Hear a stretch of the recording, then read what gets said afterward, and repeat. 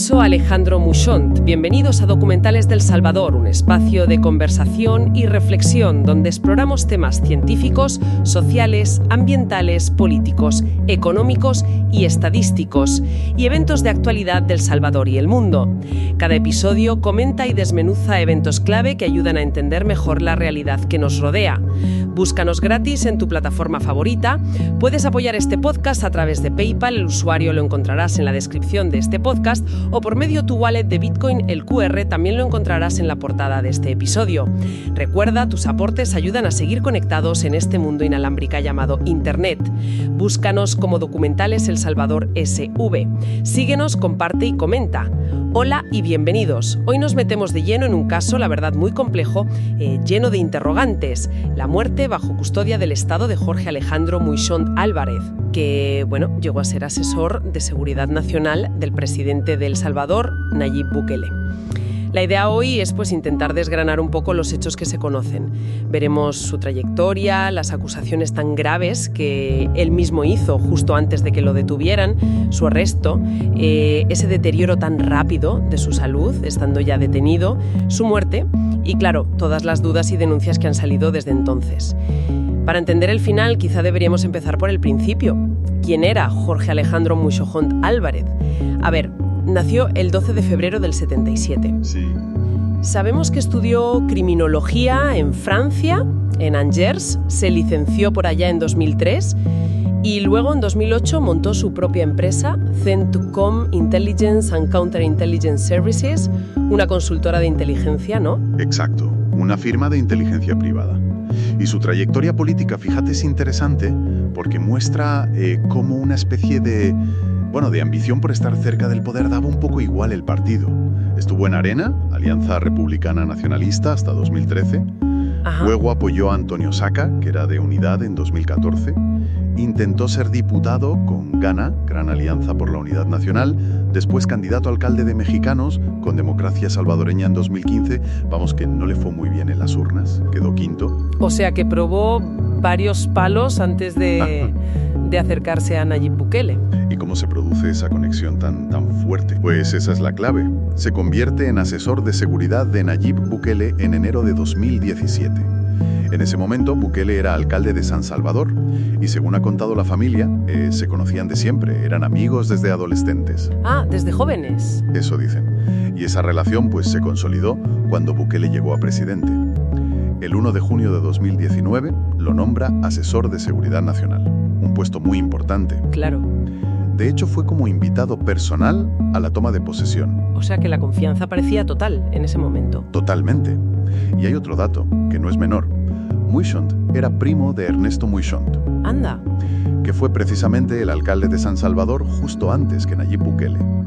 O sea, que ahí se mezclan política, familia. Y su papel no era solo seguridad clásica, ¿eh? Por ejemplo, en mayo de 2021 participó en una reunión online sobre criptomonedas. ¿Sobre Bitcoin? Sí, con los hermanos del presidente, con Youssef e Ibrahim Bukele. Esto fue justo antes de que saliera la famosa ley Bitcoin. O sea que estaba metido en temas, importantes y diversos. Parece claro que estaba en una posición de influencia, de privilegio incluso. ¿Qué pasa entonces? ¿Qué es lo que tuerce todo de esta manera? Pues el momento clave es julio de 2023. Ahí todo cambia. El día 27, Jorge Alejandro Muixont Álvarez usa X, lo que antes era Twitter, y suelta una bomba. ¿Qué dice? Pues acusa directamente a Eric García, que era diputado de Nuevas Ideas, el partido del gobierno, de tener vínculos con el narcotráfico, con la MS-13, nada menos. Uf, acusaciones muy serias contra alguien de su propio partido. ¿Y dio pruebas o solo la acusación? Bueno, él intentó dar pruebas. Publicó fotos de supuestos colaboradores de Eric García haciendo señas de pandillas, capturas de pantalla de WhatsApp con imágenes de marihuana, intentando implicarlo. Ya. La reacción de Bukele fue, inmediata y pública. Le ordenó, también por X, entregar todo eso a la Fiscalía General de la República, a la FGR. ¿Y qué pasó con el diputado acusado? ¿Con Eric García? ¿Le afectó? Pues sí, bastante, y muy rápido. Lo expulsaron de Nuevas Ideas, la Asamblea le quitó el fuero parlamentario, o sea, lo desaforaron y lo detuvieron. a él y a su suplente, Nidia Turcios. Vale. Aunque hay que decir una cosa, al final a Eric García lo condenaron pero por falsificar documentos, no por narcotráfico, que era lo que decía Muishont. Entendido. Pero Muishont no paró ahí, ¿verdad? Parece que tenía más cosas que decir. Eso parece. Hay fuentes que dicen que también había avisado de que iba a sacar trapos sucios, presuntos actos de corrupción, de otra figura muy cercana a Bukele, Ernesto Sanabria, el secretario de prensa de la presidencia. O sea que estaba abriendo frentes muy peligrosos. Exacto. Y claro, la respuesta no tardó. Me imagino. Pues sí. Menos de 2 semanas después de publicar lo de Eric García, el 9 de agosto de 2023, lo detiene la Policía Nacional Civil. Y casi al mismo tiempo, el propio presidente Bukele lanza una contraacusación brutal, también en X. ¿Y de qué le acusó Bukele a él? Pues lo acusó, fíjate, de ser un doble agente, de trabajar para el expresidente Mauricio Funes. Para Funes. Que está en Nicaragua, ¿no? Exacto. Asilado allí desde 2016, buscado en El Salvador por malversación. La acusación era que Muishont llevaba desde 2019 filtrando información secreta para ayudar a Funes a escapar de la justicia. Madre mía. Y según Bukele, las denuncias de Muishont contra Eric García eran solo una tapadera, una maniobra de distracción para ocultar su propia traición. Un giro de 180 grados en la historia. ¿Y Funes dijo algo? Sí, Funes salió a negar que tuviera ninguna relación personal con Muishont. Mientras tanto, la Fiscalía, la FGR, abrió una investigación contra Muishont. ¿Basada en qué? Pues, según se dijo, en publicaciones de medios digitales afines al gobierno como Última Hora SV, el diario La Huella, que sacaron unas supuestas conversaciones entre Muishont y Funes. Y esas publicaciones, a su vez, se basaban en posts de X, uno de una cuenta anónima, fíjate, y en un testigo protegido, con clave 08IYN2023. Vaya. Al final, los cargos formales contra Jorge Alejandro Muishont Álvarez fueron favorecimiento de la evasión, revelación de secretos oficiales y, en otro caso distinto, extorsión. De denunciante a acusado de traición y otros delitos. En días. Tremendo. ¿Y la detención? ¿Cómo fue? ¿Qué se sabe de las condiciones? Pues ahí entramos en una de las partes más oscuras, la verdad. La familia denunció que el arresto fue como muchas otras detenciones bajo el régimen de excepción que ya estaba en vigor. Es decir, que se lo llevaron sin decirles dónde, sin permitirles contacto, nada. Incomunicado. Eso ya es preocupante, de por sí. La incomunicación. Claro. Y hay un detalle que pusieron los pelos de punta. La familia contó que, tiempo después, les dieron la ropa que llevaba el día que lo detuvieron. Y estaba manchada de sangre. No me digas. Sí. Y claro, eso les hizo temer que lo hubieran torturado desde el principio.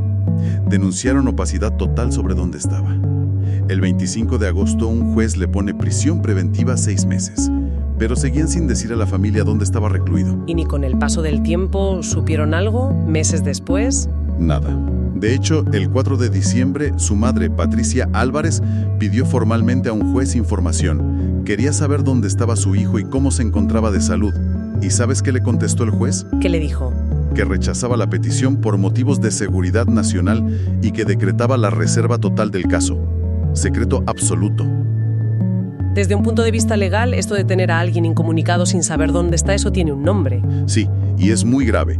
Abogados, organizaciones de derechos humanos como Sonia Rubio, de la Fundación para el Debido Proceso, o Cristosal, lo calificaron directamente como una posible desaparición forzada. ¿Desaparición forzada? Según el derecho internacional, sí. Cuando agentes del Estado detienen a alguien y luego niegan esa detención o no revelan dónde está. Además, a la familia no le dejaron poner sus propios abogados. Les pusieron abogados de oficio y la familia dijo que eso era una farsa, que no defendían sus intereses. Mencionabas antes que él tomaba medicación. ¿Pudieron dársela? Pues ese es otro punto terrible. La familia sabía que necesitaba medicación diaria, Ribotril, un ansiolítico, un antidepresivo y pastillas para la hipertensión que padecía. Intentaron llevársela varias veces a la División de Fronteras de la Policía, que es donde creían que podía estar, pero nada, se negaron a recogerla, no le dieron su tratamiento. ¡Qué fuerte! Sí, esto llegó hasta la ONU. En julio de 2024, unos relatores especiales pidieron explicaciones al Estado salvadoreño sobre por qué lo detuvieron, en qué condiciones estaba. El gobierno dijo que había respondido en septiembre de 2024 y enero de 2025. Pero bueno, no se sabe qué respondieron exactamente. Entiendo. O sea, tenemos a una persona detenida, incomunicada, sin su medicación esencial. El siguiente paso es casi, previsible, por desgracia. Pues sí. En octubre de 2023, la salud de Jorge Alejandro Muichont Álvarez se viene abajo. Ingresa en el Hospital Saldaña. Dicen que por un ictus isquémico, un derrame cerebral. ¿Las secuelas? Devastadoras. No podía caminar, no podía hablar. ¿Y la familia? ¿Se enteró por fin por vías oficiales? Pues no, otra vez. Según denunciaron, se enteraron por la prensa. Su madre, Patricia Álvarez, hizo llamamientos públicos, desesperada, pidiendo verlo. Ella estaba convencida, y lo dijo, que el derrame era por no haberle dado las pastillas de la tensión. Ya. A finales de ese mes, octubre, principios de noviembre, empezaron a correr rumores de que había muerto. Sí, recuerdo algo de eso. Ajá. ¿Qué pasó? Pues la fiscalía salió a negarlo, y para demostrar que estaba vivo, publicaron un vídeo grabado en el hospital, donde le estaban notificando algo judicial en la cama. ¿Y cómo se le veía? Pues muy mal. Estaba vivo, sí, pero extremadamente delgado, la mirada perdida, se veía un deterioro físico brutal. El vídeo confirmaba que vivía, pero también la gravedad de su estado. Y a partir de ahí, ¿qué se sabe de su evolución médica? Porque parece que fue todo muy rápido y complejo. Sí, la información que ha salido después, por informes médicos que consiguió la familia y análisis de expertos, pinta un cuadro terrible. Se habla de un montón de diagnósticos muy graves, a veces contradictorios. Meningitis, hemorragias cerebrales múltiples, fallo multiorgánico. Incluso salió un diagnóstico tardío de cáncer de estómago avanzado, con metástasis. ¿Pero tantas cosas a la vez? ¿En tan poco tiempo? Es lo que dicen los informes. Y el deterioro físico fue tremendo. Pasó de pesar más de 90 kilos a menos de 60. Necesitaba pañales, comía por sonda, postrado en cama, y parece que lo tenían sedado a menudo. ¿Sedado? Sí. Le hicieron que se sepa 4 operaciones en la cabeza por las hemorragias para ponerle drenajes. Y hay un detalle que es, muy chocante. ¿Cuál? Que durante todo ese tiempo en el hospital, incluso estando sedado o inconsciente, lo tenían con grilletes, atado a la cama. En ese estado, con grilletes, no puede ser. Eso dicen los informes y los testimonios. Y al final, el 7 de febrero de 2024, a las 8:10 de la noche, lo declaran muerto, oficialmente en el Hospital Saldaña. El certificado de defunción ponía como causa preliminar edema pulmonar. Edema pulmonar. Sí, pero añadía pendiente de estudio. O sea, una causa que en realidad no explica qué le llevó a morir. Claro, una muerte bajo custodia después de todo lo que has contado, incomunicación, denuncias de falta de medicación, ese deterioro tan rápido, es inevitable que surjan sospechas sobre cómo lo trataron y qué pasó realmente. ¿Se ha investigado bien? Pues mira, ahí es clave un informe externo que pidió Human Rights Watch. Se lo pidieron al Consejo Internacional para la Rehabilitación de las Víctimas de la Tortura, el IRCT, y a su grupo de expertos forenses independientes, el IFEG. Y ese informe, que salió en octubre de 2024, es demoledor. Sados. Que faltaban pruebas de laboratorio, pruebas radiológicas clave para confirmar cosas tan gordas como las hemorragias cerebrales. Ya. De hecho, dicen que nunca se supo si esas hemorragias fueron por un golpe, un traumatismo o por una enfermedad, o el fallo multiorgánico. Tampoco está claro cómo se llegó a eso. Detectaron que usaban un alias, Jorge Álvarez, en algunos papeles del hospital. ¿Un alias? Sí, pero encima con datos mal puestos. Le ponían 47 años y 1,91 de altura cuando tenía 46 y medía menos de 1,80. Increíble. Inconsistencias hasta en eso. Por ejemplo, la hipertensión, que era un problema que ya tenía y era grave, pues no siempre constaba que se la trataran. Madre mía. Había contradicciones raras, como notas que decían que tenía parálisis en un lado que no cuadraba con el lado donde supuestamente había tenido el derrame. El informe llega a dudar si los médicos que lo atendieron tenían la cualificación necesaria para un caso tan complejo. ¿En serio? Sí, mencionan que algunos eran especialistas recién ascendidos. Y lo más fuerte, que incluso se plantearon darle el alta en algún momento, estando como estaba. Es difícil de creer. ¿Y el consentimiento informado? ¿Él no podía decidir nada? Pues ese es otro punto que señala el informe. No consta que pidieran permiso a la familia para hacerle cosas invasivas, operaciones, etc., aunque era evidente que él no podía consentir. Claro. Las conclusiones de estos expertos internacionales es clara.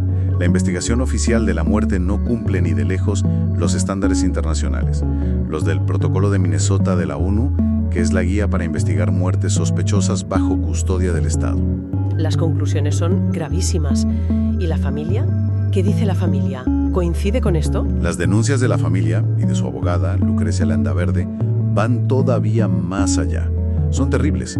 La madre, Patricia Álvarez, ha dicho públicamente que cuando vio el cuerpo tenía moratones, agujeros. Ella sospecha que le hicieron una lobotomía. ¿Una lobotomía? Eso sospecha ella, y afirma que lo torturaron. Usó una frase que pone los pelos de punta. Lo silenciaron a la manera de Klaus Barbie. ¡Qué horror! Comparándolo con los métodos del nazi. Incluso cree que su hijo pudo morir antes del día 7 de febrero, la fecha oficial. ¿Y la abogada? ¿Qué sostiene ella? Lucrecia Landaverde habla de homicidio inducido y controlado. Denuncia que en la autopsia le quitaron el cerebro y otros órganos. ¿Para qué? Pues según ella, para ocultar pruebas de tortura. Dice que tiene informes médicos del hospital que demuestran irregularidades. Y un dato clave que confirma la opacidad. Se hizo autopsia, sí, pero el informe completo nunca se lo han dado a la familia. Siguen sin tenerlo. Hacemos una breve pausa para recordar que pueden apoyar este proyecto a través de PayPal, el usuario está en la descripción, o mediante Bitcoin, escaneando el código QR que encontrarán en la portada. Sus aportes son vitales para continuar explorando estos temas importantes. Seguimos. Después de la muerte de Jorge Alejandro Muixont Álvarez, en estas circunstancias tan extrañas, ¿qué ha pasado? ¿Ha habido consecuencias? ¿Alguna investigación que avance? Bueno, el funeral fue el 12 de febrero de 2024, que habría sido su 47 cumpleaños. Fue en Santa Elena, y la familia dijo que querían incinerarlo. Un detalle, al funeral fue Luis Parada, que era candidato presidencial entonces por nuestro tiempo. Ajá. Y Luis Parada lo dijo bien claro. Calificó la muerte de asesinato premeditado del régimen. Palabras muy duras. Sí, desde luego. ¿Y en el terreno legal, de derechos humanos, se ha movido algo más? Sí. El 30 de abril de 2025, Cristosal, esta organización que ha documentado muchas muertes en custodia, presentó un aviso penal en la Fiscalía. ¿Pidiendo qué? Pidiendo que se investiguen posibles delitos, desaparición forzada, tortura y homicidio agravado. Y denunciaron también que los papeles que les habían dado las autoridades estaban incompletos, que faltaba información. Entonces, a día de hoy, más de un año después, ¿la familia sabe algo más? ¿Alguna respuesta oficial clara? Sigan sin respuestas oficiales claras, sin resultados de investigaciones que digan qué pasó y quién es responsable. Las conclusiones del informe de los expertos internacionales, del IRCT y el IFG, sobre que la investigación fue insuficiente, pues resuena mucho más fuerte con esta falta de verdad. Y antes mencionabas el régimen de excepción. ¿Cómo encaja este caso en la situación general de El Salvador? Es que no se puede entender este caso sin mirar el contexto. El régimen de excepción lleva vigente desde marzo de 2022. Se puso en marcha contra las pandillas, sí, pero ha implicado suspender derechos fundamentales. Claro. Ha habido detenciones masivas, hablan de más de 80.000 personas.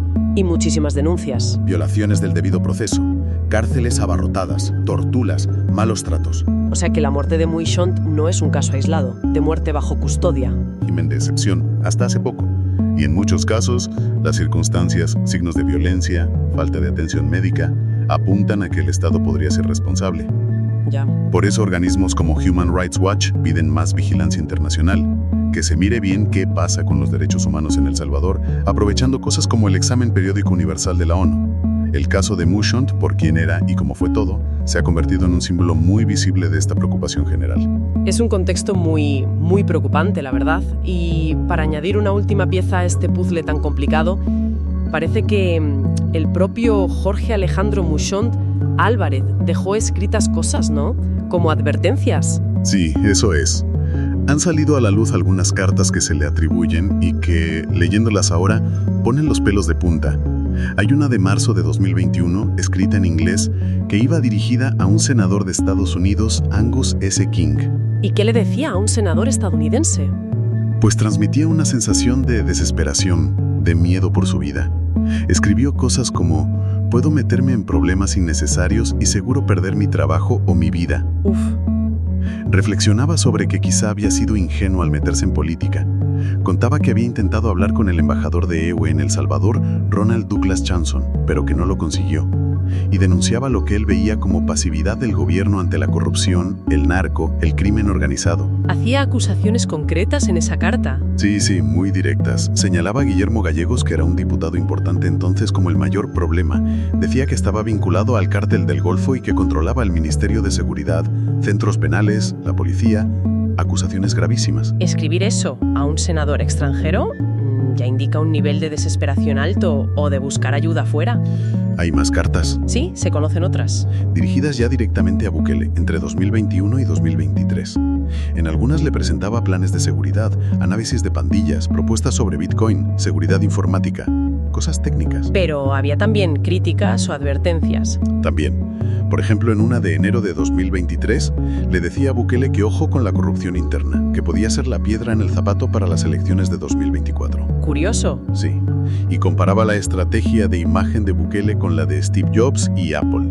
Pero en otras cartas se notaba su frustración personal. Decía que se sentía excluido, que no le dejaban presentarle proyectos, le pedía reunirse con él, parece que sin éxito.